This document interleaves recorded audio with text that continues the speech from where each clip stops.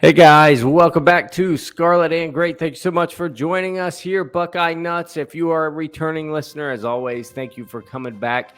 If you are a new time listener, well, welcome to Scarlet and Great, where I think this is the best Buckeye analysis combined with entertainment and just a fun family watch group and of all the fans. So thank you so much for being here.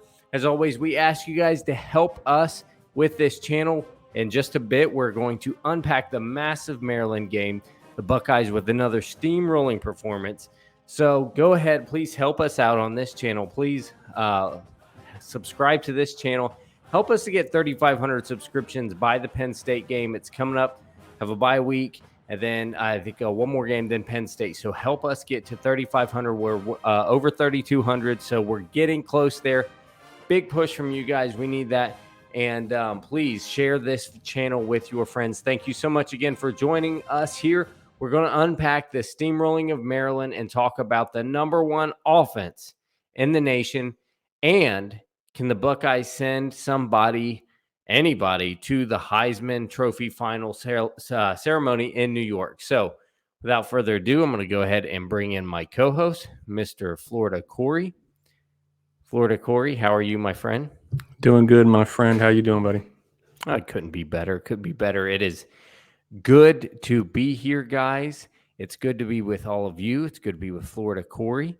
Please, in addition to the things we asked for, like this video. We'd love to get 200 likes on this video to really throw it through the roof. So I'm going to say this. Like this video.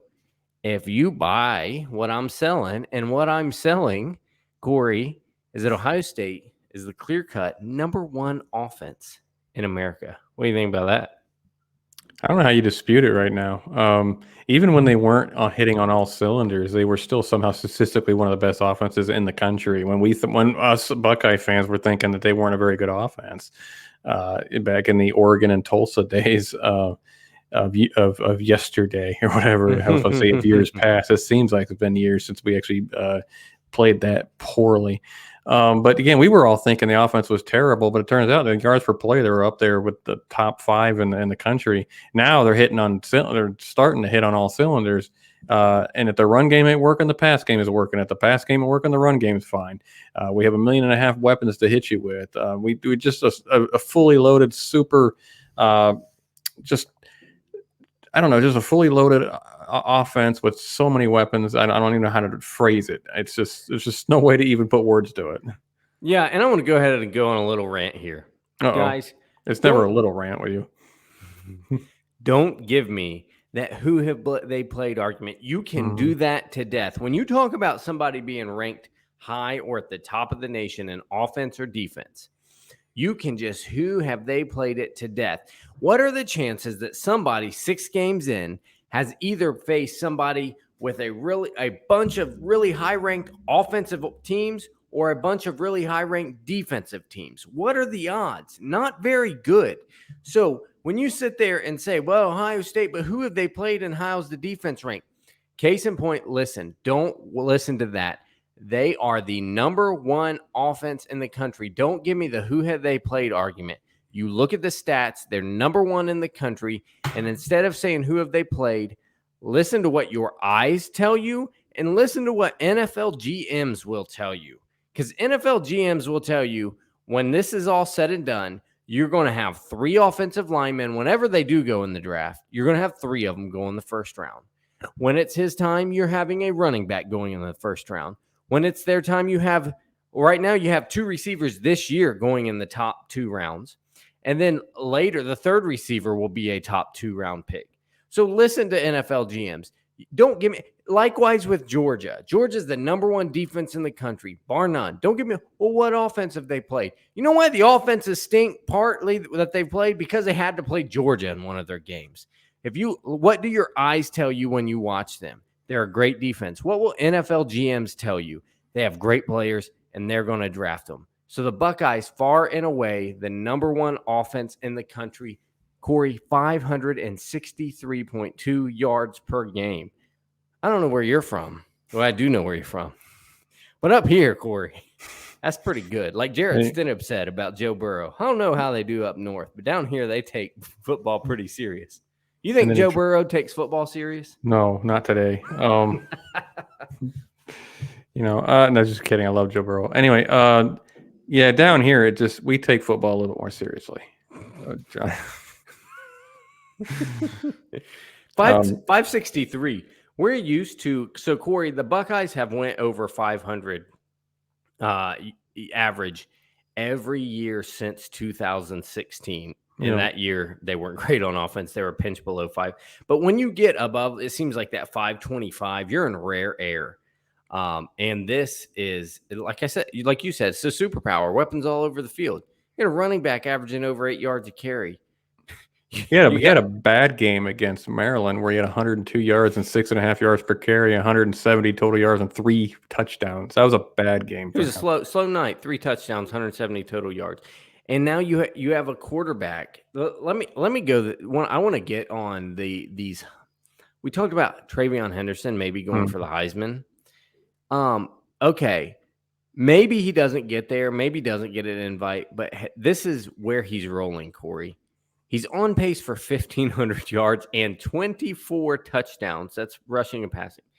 And if someone could say, well, it'll slow against better teams, I would say, no, this is with like extremely limited touches, and he wasn't even the starter in all these games.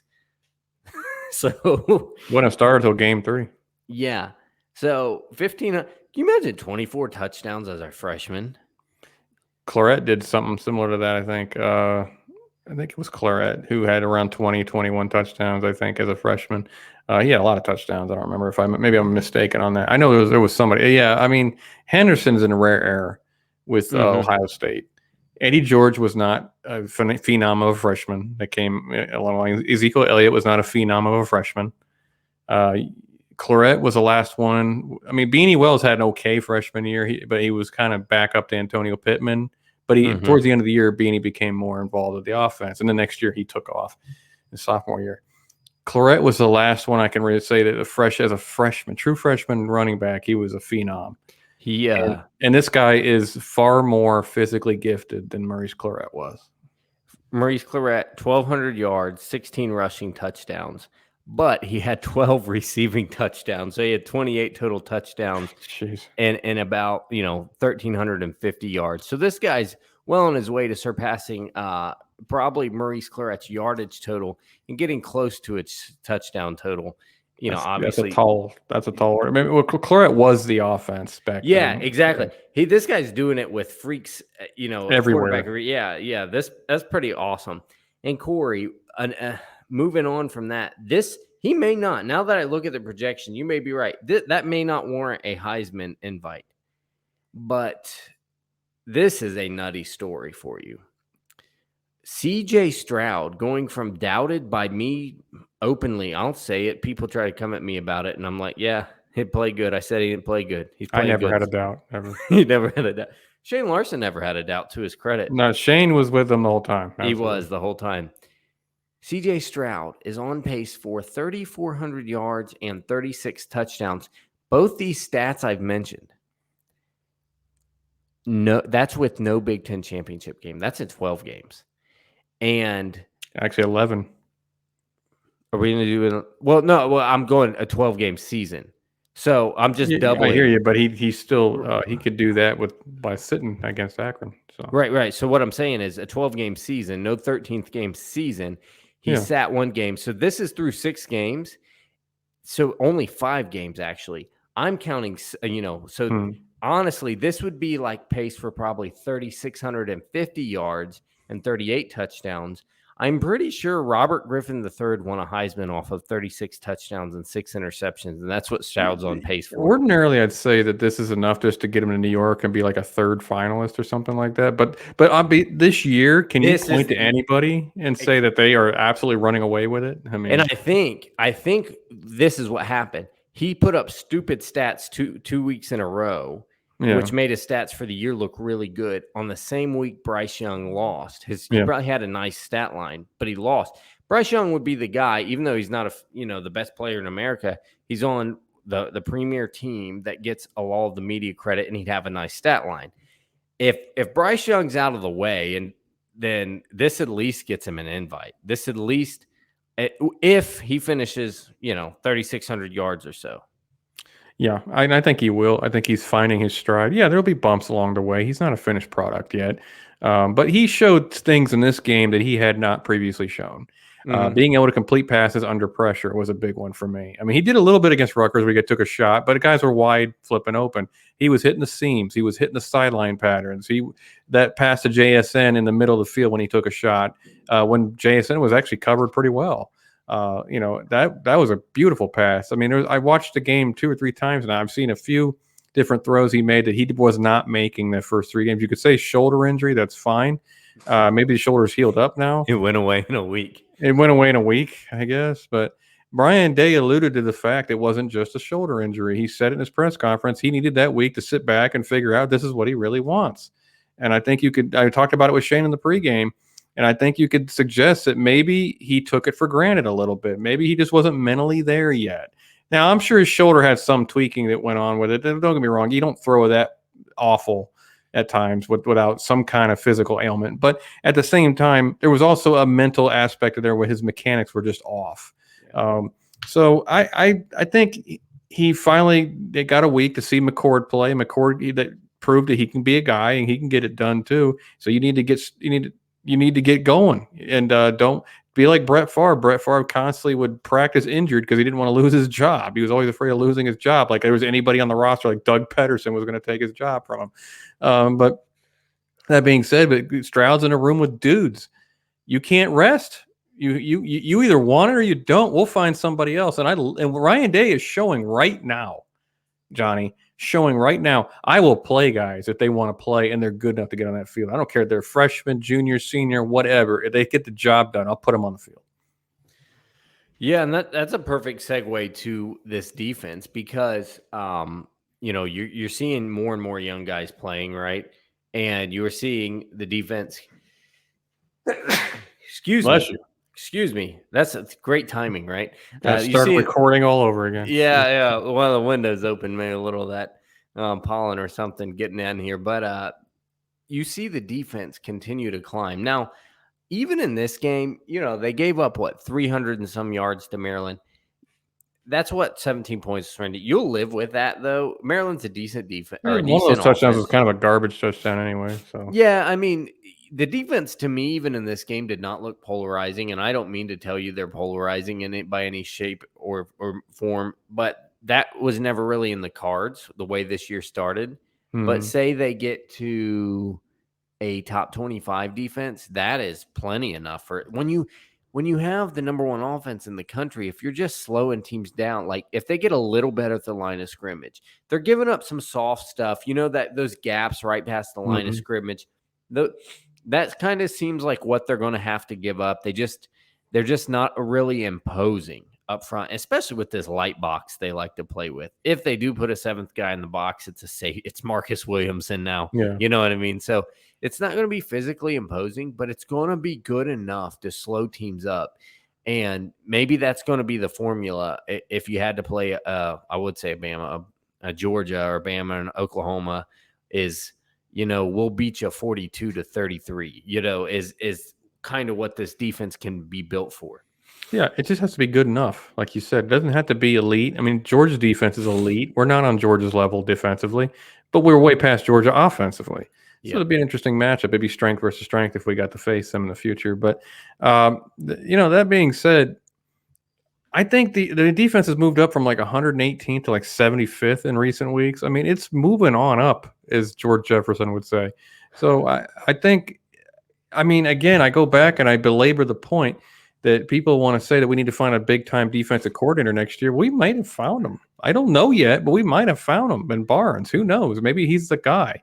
But the defense is market. I mean, yes, don't get me wrong. They blew a couple coverages this past week. I mean, Maryland failed to capitalize a couple of times. So I'm not going to sit there and say they were perfect and flawless, but they're getting after the quarterback quite a bit more. They're stopping the run more effectively than they were in the first few weeks. Still a little bit of weakness in the pass game at times, but still it's not an overnight thing. Something that's going to take weeks and weeks and weeks to fix. And thankfully, we had plenty of time before Penn State to do it. So honestly, now we got a bye week coming up. Let's hope Haskell Garrett can get healthy. And then we keep working on our weaknesses and see what we do against Indiana with Michael Penix. But is Michael Penix still playing, by the way, or did he get injured? I'm not sure. I know Tuttle played a little bit. Yeah, Indiana is such a non-issue right now. I don't pay attention to them. They That's really fair. Yeah. fell from grace a little. They did. They should. You overhype them. Look what happens. See, this is why Ohio State's so phenomenal a program. We get the hype every year, and we can actually sustain success. So you got to live with the hype. You got to live with the expectations. That's part of being a great program, and Indiana's not there yet. As Penn State and James Franklin would say, we are not elite. So that being said, I'm actually encouraged by where the defense is going. It looks like the guys are having fun. And notice the linebacker play is improving dramatically. We're figuring out who needs to be on the field. By the way, I'm going to say it right now. The every snap that Steel Chambers is not on that field is just criminal.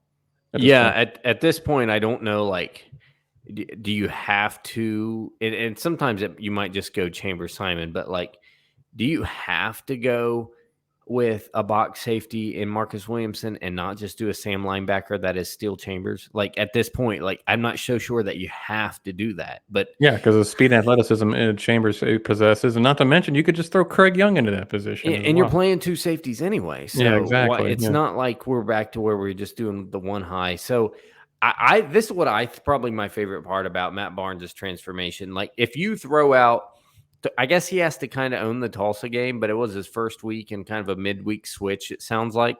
Yeah, they didn't even decide it until 2 days before the game. Yeah, I think it was Thursday. They said he and Kerry Combs were the last ones, or he and Ryan Day were the last ones to leave the Woody. So it sounds like that was the turnover. Yeah. So if you throw the Tulsa, I mean, you're looking at a defense that's ranked around 30th, with a maybe more than that. Their scoring defense has been excellent. The scoring defense Tulsa. is, yeah, it's hard to gauge with Akron being in there, but it is a havoc-causing defense, especially when you get them down late and they have to throw. That's when you like, hey, we got to force interceptions here. But my favorite part, Corey, is that we had guys, Marcus Williamson, when this season started, he didn't have a role in this defense. He wouldn't get any snaps. And, he's the third box defender. Now he's the third. He looked pretty average as a nickel last year. Now he's the box defender. He looks pretty good. Ronnie Hickman didn't look so good as the box defender. Put him up at his true strong safety. He looks pretty good. Now he looks really nice. Now you got Cam Martinez, who didn't have a role in this defense at the beginning of the year. He's a nice rotational nickel player. Like, this defense, like, that's the job of coaches, right? Yep. Find guys, that's the old Patriots mantra, that are good at a couple things and put them in on downs when they have to do just a couple things. And you're right, linebacker plays improving. Taraja Mitchell showing some bursts that you didn't see him have before, and he can diagnose a run play. Cody Simon's out, doing well, doing like he does. And you even have, Tommy Eichenberg playing a rotational, serviceable role. So everybody looks improved. Absolutely. I mean, they're not relying on Eichenberg anymore. They're actually just rotating him in and out, and he's getting less snaps. And quite frankly, I think the fan base was noticing right off the bat that guys like Cody Simon have to play. Guys like Steel Chambers has to play. Steel Chambers, what a wonderful story that guy is. Didn't just transfer, want to be a running back at Akron or something like that. He decided, I'm going to be a linebacker at Ohio State, and I haven't played linebacker since high school, and I am going to get on the field. I'm going to play so well. I'm going to force my way onto the field, and I'm going to play well when I get a chance. And honestly, how many screen passes did he single-handedly blow up against Maryland, where they look like they could potentially get a big gain, and he just gets a shoestring tackle and gets them down for a 4 or 5 yard gain. And you see that running back burst, that same linebacker burst out there. I mean, that's real speed. I don't know what his 40 is, but I mean, I bet he's a 4.6 guy. 4.6 guy, which for a linebacker, I mean, that's good. Good burst. AJ really Hawk was a 4.6 guy. Yeah. So, Corey, I'm going to bring this home to this. Okay. When your offense is really great, your defense only has to be pretty good. Likewise with Georgia, when your defense is great, your offense likely only has to be pretty good. Yep. If you can run the ball, that's all you need. Yeah. So, Georgia's net yard per play right now. And I was, it looked like they're throwing the ball a lot better than they did. Now they're going to get some playmakers back. Everybody later in the season, on the outside that help diversify their attack if they can get good quarterback play. Now, So Georgia is, the consensus number one team in the country, I think, by everyone. Their net yards per play, Corey, the yards they I guess gain on offense minus the yards per play they give up on defense, 2.93. Pretty good, I guess, because it must be good because you're best team in the country. Ohio State right now, 3.39. So they're right there. They're above Georgia because even though they're giving up 5 yards of play, they're killing 8.5 plus yards. I mean, and it's just a cheat code out there. I mean, did you watch Garrett Wilson yesterday? You see his goal line fake? He had 2 yards and he got 2 separations and 2 yards of separation within 2 yards. His route running is unreal. It's rivaling Devontae Adams in Green Bay. It's really that good. He's good in a phone booth. He's good in space. And then you have Olave. If you look down, he is going to get behind you with his elite speed. What do you do? Jackson Smith and Jigba is the third best option, and he can go get 100 yards any day. Oh, then hand it. Whew, give us a break. Just hand the ball off. Oh, that guy averages 9 a carry. Well, don't worry. We'll take over your offensive line that averages about 330 pounds. Yeah. Oh, okay. We're tired now. Okay, here comes 230-pound Master Teague running, carrying you for 3 yards. Master Teague, who looks quicker this year. Yeah, well, maybe rest from that injury he had 2 years ago and come back. Oh, and now TreVeyon Henderson's rested and he's back in for here. It is just an absolute. But we did stop everybody finally. Oh, how did Ruckert get open? Oh my God! I forgot. They have a guy that would, on a lesser team, be the top target. At tight end. So it's just hard to stop. You got to just hope to get pressure on CJ, but we got a world-class offensive line. So that's the other thing. Oh, when I went on my rant early, Corey, did I mention you're going to have 3 linemen drafted in the first round? Okay. Because I'm going to have to chop that rant and use it as a clip. And I didn't want, you don't want to miss that you have three linemen going for, coming in the clutch, Johnny. Good job. Corey, that's right. Corey, anything else before we go? No, just appreciate you all watching and listening. I hope we can continue to give you the best content we possibly can. Johnny, it's always good to be with you, my brother. And go Bucks. I mean, it's a bye week, so just enjoy college football without any stress this week. Yep, there you go, guys. There you have it from the best-looking Buckeye duo in the land. As always, goodbye. God bless. And go Bucks.